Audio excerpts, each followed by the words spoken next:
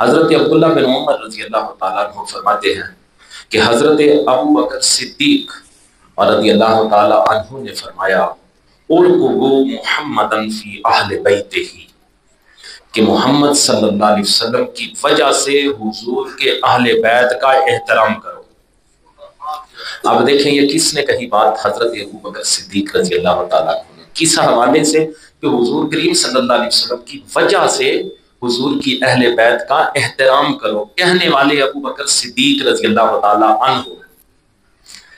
और इस हदीस को हम तक पहुंचाने वाले हजरत उमर फारूक रजी अल्लाह तआला अन्हु के बेटे हजरत अब्दुल्लाह बिन उमर रजी अल्लाह तआला अन्हु। इस बात की आपको समझ आ गई।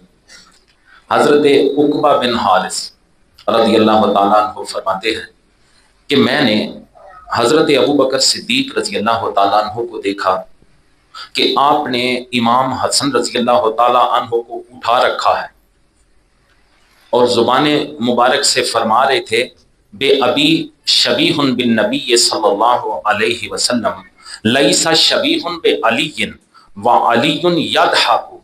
हजरत उकबा बिन हारिस फरमाते हैं कि मैंने देखा कि हजरत अबू बकर सिद्दीक रजी अल्लाह तआला अन्हु ने हजरत इमाम हसन को उठाया हुआ है और जुबान से कह रहे हैं मेरे माँ बाप कुर्बान हो, हसन बिल्कुल नबी करीम सल्लल्लाहु अलैहि वसल्लम के मुशाबा है, अली के मुशाबा नहीं। ये बात सुन के हजरत मौला अली जो करीब ही थे वो मुस्कुरा रहे थे।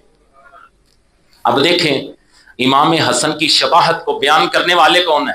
हजरत अबू बकर सिद्दीक रजी अल्लाह तआला अन्हु। और हजरत अबू बकर सिद्दीक रजी अल्लाह तआला अन्हु की ये बात सुनकर खुश होने वाले, मुस्कुराने वाले हजरत मौला कायनात अली अल मुर्तजा रजी अल्लाह तआला अन्हु।